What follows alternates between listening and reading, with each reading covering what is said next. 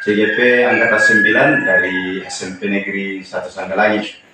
Kali ini saya akan melakukan observasi dan pasca observasi. Namun sebelumnya, hari ini saya ditemani oleh Ibu pengajar praktik saya, Ibu Deborah Nohalium, dan bersama Bapak rekan saya, Matius Tandi, guru bahasa Inggris dari SMP Negeri 1 Sanggalangi. Ya, jadi hari ini kami akan melakukan yang pertama yaitu pra-observasi. Baik Pak Matius, selamat pagi. Bagaimana kabarnya? Selamat pagi Pak. Puji Tuhan, kabar baik. Bagaimana dengan Bapak? Ya, puji Tuhan saya juga baik Pak Matius. Baik Pak Matius, pertama saya mengucapkan terima kasih kepada Pak Matius. Pak Matius sudah berkenan hadir untuk kita bincang-bincang Pak terkait dengan pembelajaran yang akan Bapak lakukan nantinya. Dan pertama Pak, saya juga mohon maaf saya sudah mengganggu waktunya Bapak untuk hari ini. Pak Matius, hari ini kita melakukan yang pertama yaitu pra-observasi. Nanti setelah Bapak masuk kelas baru kita akan mengadakan yang namanya observasi Pak. Baik, jadi seperti yang saya katakan tadi bahwa ini adalah percakapan pra-observasi yang kita lakukan ya. Nah nanti saya akan mengamati jalannya proses pembelajaran yang Bapak lakukan di dalam kelas ya. Atau saya akan melakukan supervisi kepada Bapak ya. Nah baik, adapun tujuan supervisi yang ingin kita capai yaitu untuk mengetahui dan mengevaluasi jalannya proses pembelajaran yang nanti Bapak akan lakukan di kelas.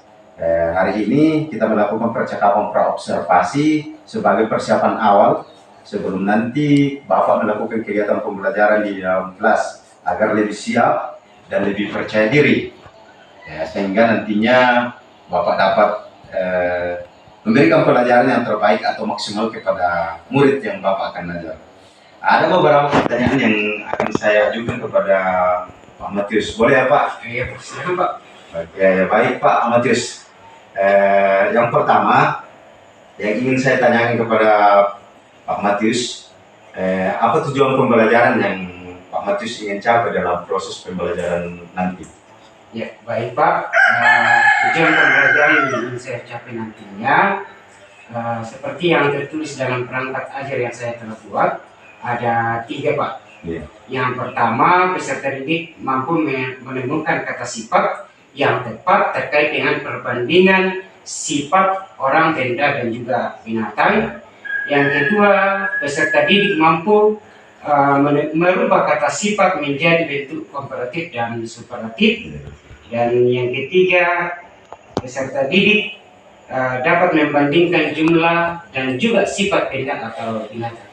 Itu ada 3. Baik Pak Matius, berarti ada 3 tujuan pembelajaran atau TP yang Bapak ingin capai dalam pembelajarannya nanti ya. Iya. Ya. Lalu bagaimana area pengembangan yang ingin Bapak fokuskan pada saat pembelajaran yang akan Bapak lakukan nantinya? Ya, baik Pak Ardi, untuk area pengembangan yang saya fokuskan nantinya itu ada 2, yaitu area pengembangan pada pengetahuan dan juga area pengembangan pada keterampilan. Nah, area pengembangan pada pengetahuan itu peserta didik diharapkan mampu menemukan kata sifat yang tepat terkait dengan perbandingan sifat orang, juga benda dan binatang. Kemudian untuk area keterampilan ya, di sini siswa diharapkan mampu mengucapkan kosakata dengan benar terkait dengan sifat perbandingan sifat orang, dan juga peserta didik itu mampu diharapkan mengucapkan kalimat maupun menuliskan kalimat secara tertulis dan tulis secara tepat. Dan begitu Pak. Baik Pak Matius. Jadi nanti Pak Matius akan memfokuskan pada 2 area pengembangannya. Yang pertama yaitu pengetahuan dan juga keterampilan. Iya, para peserta didik. Nah baik Pak Matius, selanjutnya Bapak nanti bagaimana cara rancangan pembelajarannya yang ingin Bapak terapkan dalam kelas nantinya, ya seperti strategi pembelajaran, metode pembelajaran dan juga model pembelajaran yang akan Bapak gunakan nanti.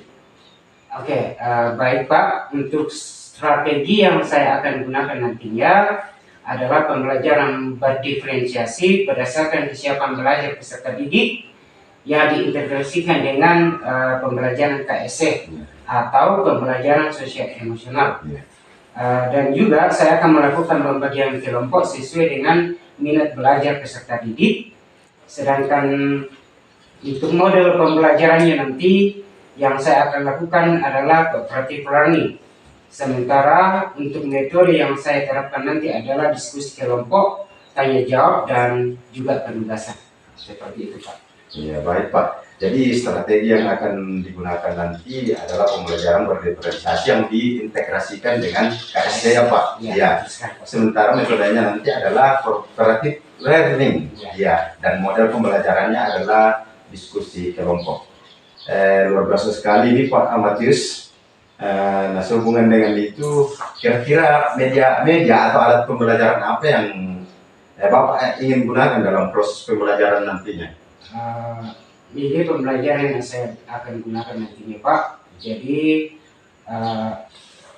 jika memungkinkan saya akan menggunakan proyektor atau LCD kemudian laptop dan papan tulis, kemudian ada buku guru, buku siswa, ada LKS, dan saya akan membuat lembar kerja siswa. Itu mungkin media atau pembelajaran yang saya akan gunakan nantinya Pak. Untuk media pembelajaran itu yang akan Bapak nanti gunakan ya. Contohnya proyektor atau LCD jika itu memungkinkan, nanti spidol, papan tulis, buku guru, buku siswa, dan LKS ya Pak. Iya. Baik Pak Matius. Nah, kira-kira kapan dan di kelas mana nanti Bapak akan melakukan itu?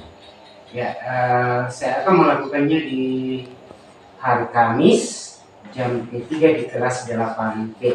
Oh iya, di hari Kamis ya di kelas 8B.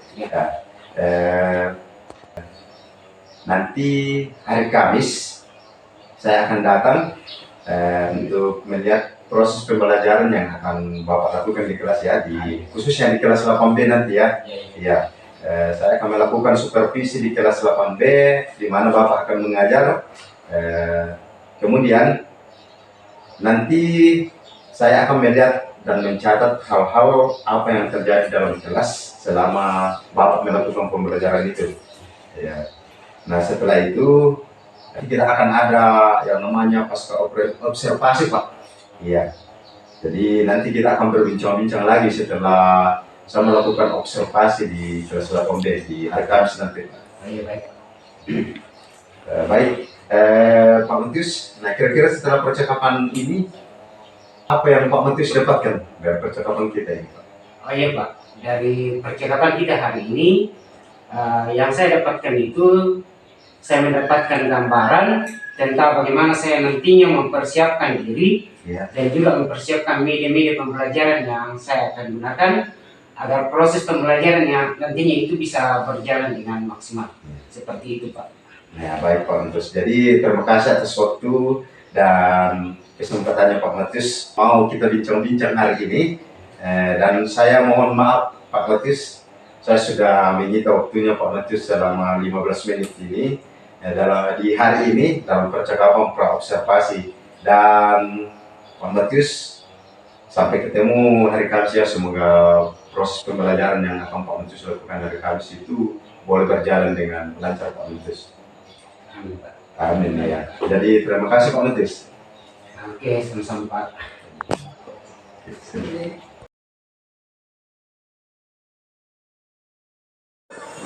Gajah di semut. Bisa dipaham ya? Gajah di semut. Oke, coba. Secara cepat coba. Gajah di semut. Semut. Gajah di semut. Oke, thank you very much. Tepuk tangan dulu. Oke, alright. tujuan pembelajaran kita yaitu after you learn about degree of comparison, you can say the different of things. Jadi kalian bisa mengucapkan perbedaan between things and other things. Jadi kalian bisa menyebutkan perbedaan antara sebuah benda dengan benda yang dan ada open. So can you say the difference of the things? Bisakah kalian mengucapkan atau mengatakan kira-kira apa perbedaannya kedua benda ini? Ukuran perbedaannya, jadi ada yang besar dan ada yang kecil. Besar bahasa Inggrisnya how to say in English besar? Big, yes, that's right. And kecil? Small, yes. The difference of the thing is big and small. So we can say bird matter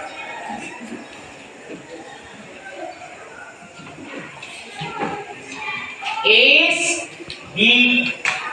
lebih besar daripada pulpen. Pulpen, yes, that's right. Oke, jadi itulah yang akan kita pelajari hari ini, yaitu perbandingan tentang degree of comparison. See the pictures. Can you see the pictures? Bisa dilihat gambarnya? Bisa. Bisa. Jadi there are two girls. Ada dua gadis. Namely Amelia and Erla. Yes, that's right. Jadi Amelia is shorter than Erla. Jadi Amelia ini lebih pendek daripada Erla. That's right. Okay, next. Degree of comparison. Nah, disitu sangat jelas bahwa degree of comparison is used to compare a thing with another things. Jadi jelas ya di dalam bukunya? Ya, oke.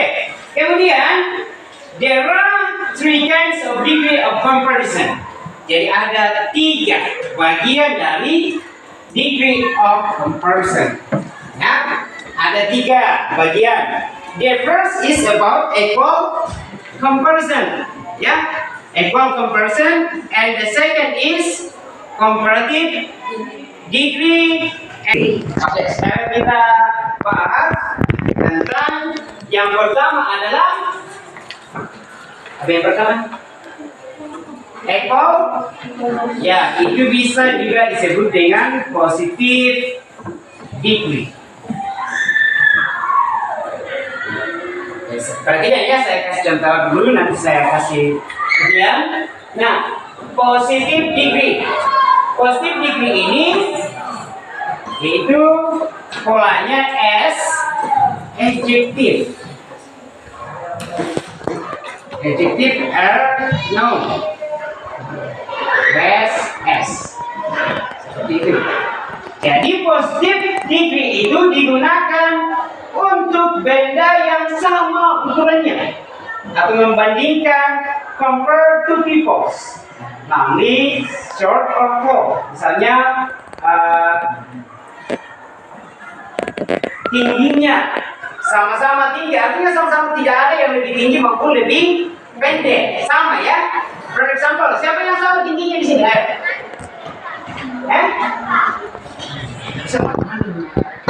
Yang si kembar sama tinggi ya? Ya, nice girls. Yang si kembar, Afria. Ya, misalnya example ya. Example, coba Asriani. Asriani, oh Ariani ya. Misalnya Ariani sama tingginya dengan Ariana. Berarti Ariani setelah namanya ditambahkan dengan is. Ariani is kemudian S. Kemudian tinggi tadi bahasa Inggrisnya adalah O. S Ariani. seperti ini. Jadi Aryani sama tingginya dengan Aryana. Nah, tinggal kita tambahkan S, setelah itu ES, kemudian ini adjektif kata sifat ya, setelah itu ES lagi dan namanya. Bisa dipahami? Oke. Jadi Aryani lebih tinggi daripada Aryana. Bisa dipahami? Bisa. Oke. Next. And the last is about. Yang ketiga adalah superlatif. Degree. Ya, superlatif degree.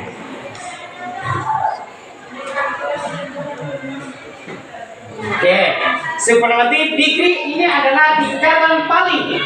Misalnya, Aryana adalah siswa yang paling tinggi dari semua garis yang ada di kelas 8B. Artinya dia yang paling tinggi, ya, tingkatan paling. Berarti Aryani is kemudian ditambahkan dengan D. Kemudian ko. Nah, ini setelah ini kita tambahkan dengan EST. Nah, ini menandakan tingkatan paling. Ya, menyakit. Apa? Silakan ditulis dulu.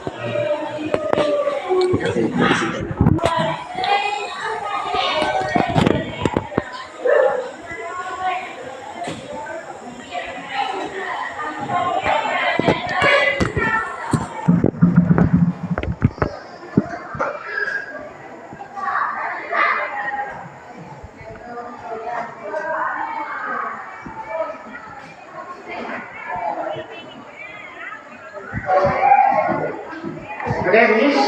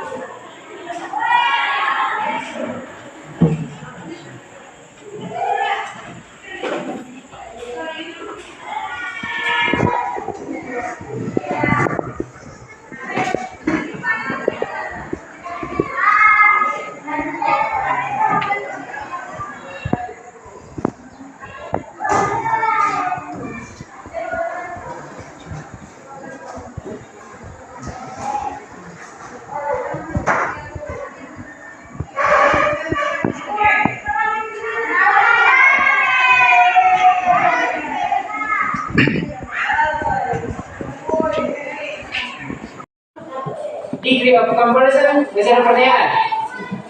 Hah? Silakan ditanyakan kalau misalnya belum mengerti. Ya, perhatikan. Masih ada yang mau bertanya? Tidak ada? Sudah jelas? Oke, kalau sudah jelas, now I'm going to divide you into C group. Nah, kalau tidak ada lagi, sekarang saya akan bagi ke dalam 6 kelompok. Ya? Oke.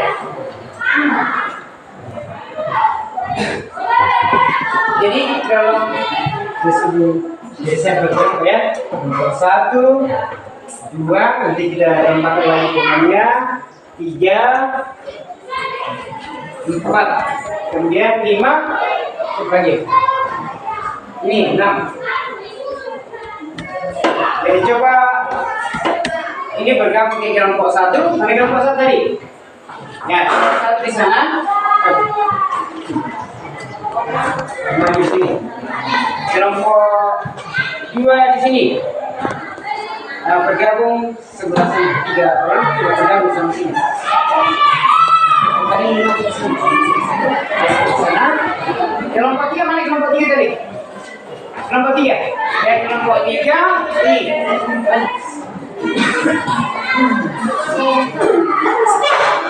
Coba kelompok 3. Sini. Kelompok 4 mana? Ini kelompok 4 di sini. Yang di belakang lagi di sini. Kelompok 5 dari mana? Kelompok 5 di sini.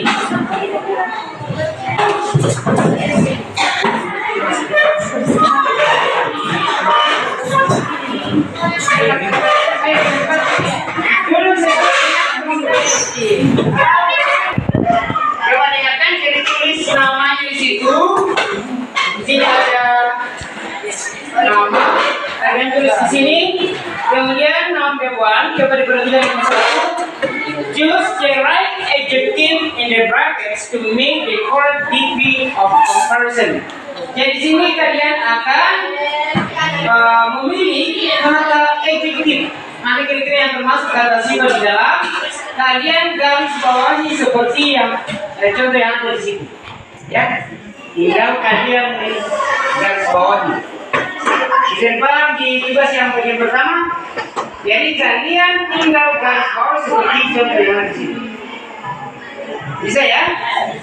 Oke, next untuk number 2, see the picture, then find the adjective and make the sentence about degree comparison. Jadi lihatlah gambar, kemudian temukan kata sifat dan buatlah kalimat dengan degree comparison, perbandingan. Nah, ini sudah ada gambar di situ. Kalian lihat, misalnya pamanku lebih tua dari ayahku. Sudah ada jelas contoh tadi di depan. Kemudian next, number 3, combine the sentence below and find the degree of comparison or key. Jadi situ kalian akan menggabungkan kalimat seperti contoh di atas. Contohnya di situ, Rere is diligent, Ardan is diligent. Berarti kalau kita gabungkan, Rere is as diligent as Ardan. Artinya, Rere sama rajinnya dengan Ardan. Tinggal digabungkan seperti itu. Paham ya? Oke, silakan dikerjakan. Sudah ada kata sifat di sini yang kalian bisa firman. Saya sudah tuliskan di situ. Silakan kerjasama dalam kelompok. Dikatakan seperti ini bagaimana mau kerja kelompok sendiri.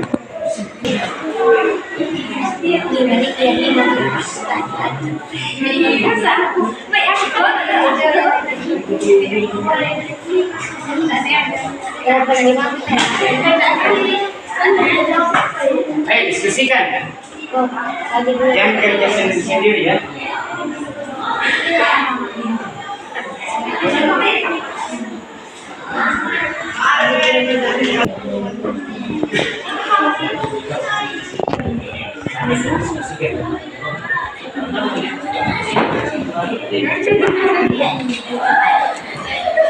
Jadi yang dalam kurung ini kalian kan sebab ya bagaimana dia tepat. Tinggal kalian kan sebab begini dalam kurung ini.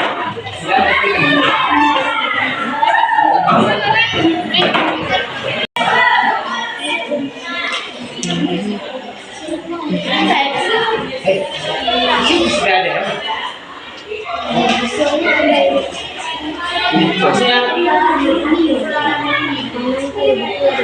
tinggal kalian.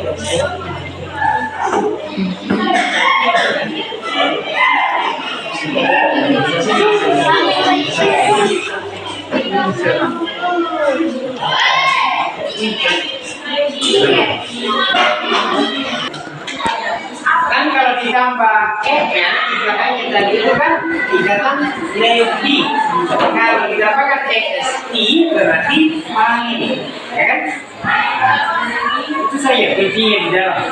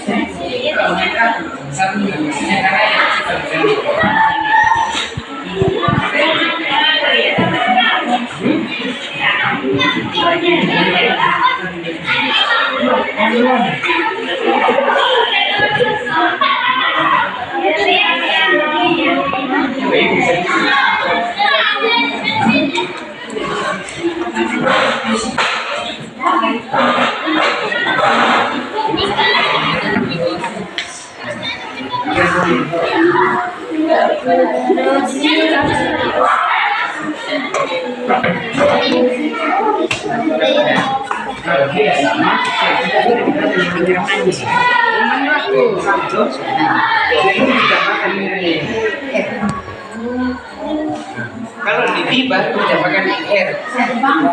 Kalau ban baru tambahkan ST. Itu saja.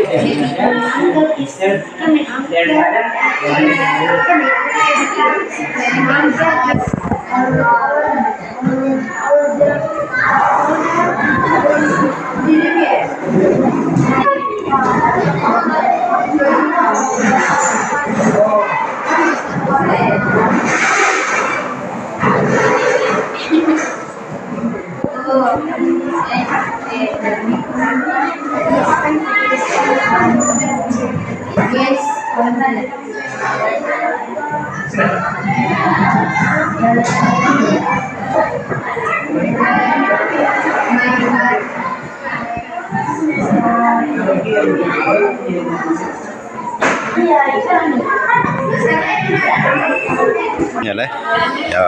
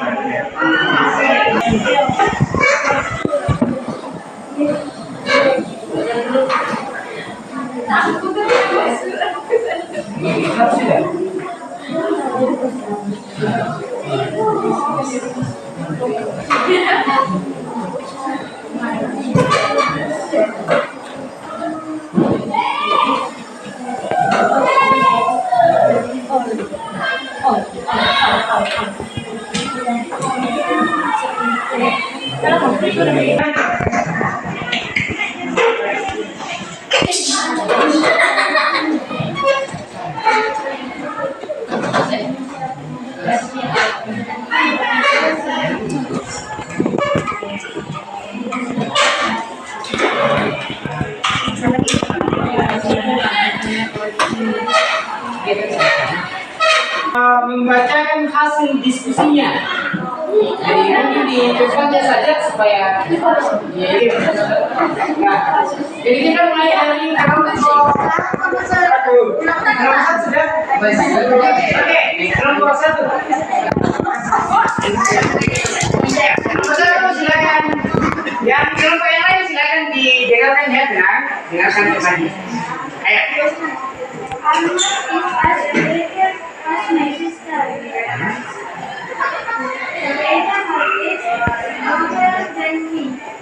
Lucas is their largest boy in his family. Pak Matius, bagaimana kabarnya Pak?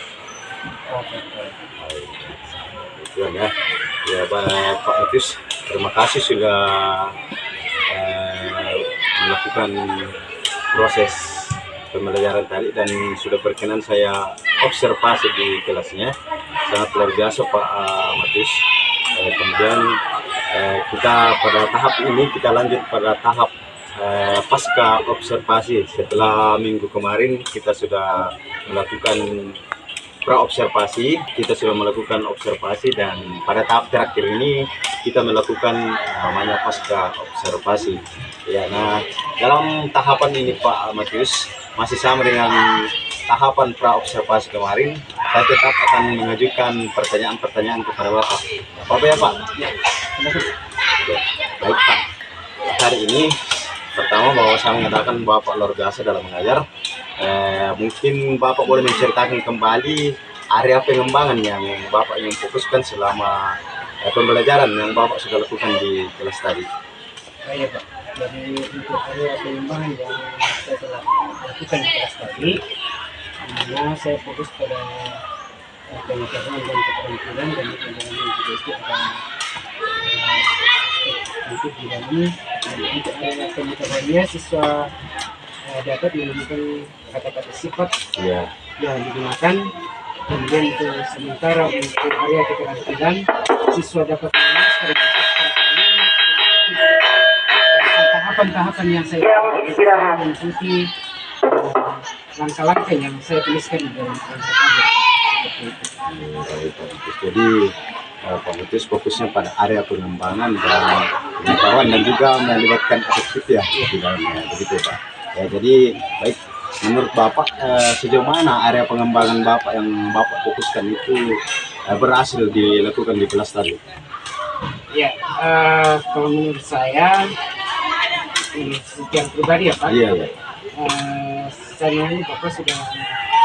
Saya sudah berhasil melakukannya, meskipun masih ada beberapa siswa yang kurang aktif di dalam berdiskusi kelompok seperti itu. Ya, tapi saya sudah berusaha bagaimana meminta mereka agar bisa aktif. Jadi sudah bisa ya. Iya. Baik. Kalau begitu Pak Matius, sudah berhasil lakukan, namun Pak Matius masih menemukan sedikit kendala terkait keaktifan siswa ya dalam kelas itu. Ya. Kemudian dalam menghadapi kendala yang Pak Matius hadapi itu, kira-kira langkah Pak Matius untuk mengatasinya nanti bagaimana ya Pak? kekurangan atau hambatan yang Bapak alami di dalam pembelajaran tadi? Kurang atau hambatan yang saya dapatkan dalam proses pembelajaran, di mana masih terdapat beberapa siswa yang kurang aktif ya dalam diskusi kelompok. Nah, mungkin salah satu hal yang perlu saya lakukan ke depannya yaitu bagaimana membuat nilai-nilai pembelajaran yang menarik bagi siswa agar siswa itu bisa tertarik dalam mengikuti proses pembelajaran. Dan hal ini mereka tidak bosan. Ya, begitu ya Pak. Jadi semacam ada inovasi, Ya. inovasi untuk melepas pembelajaran ya untuk anak-anak. Ya. Baik Pak, nah kira-kira jika menurut Bapak itu mengapa masih ada peserta didik yang masih kurang aktif dalam kerja kelompoknya tadi Pak? Kira-kira itu kalau menurut Bapak itu mengapa ya itu bisa terjadi? Kalau menurut saya, hal itu bisa terjadi karena anak-anak merasa bosan ya seperti itu. Mungkin tidak yang tertarik terhadap apa yang mereka lakukan. Nah, itu yang bisa menimbulkan masalah dari anak-anak. Jadi hal ini yang menjadi tantangan bagi saya, bagaimana membuat proses pembelajaran yang Semacam itu sudah tindak lanjutnya ya Pak. Ya baik.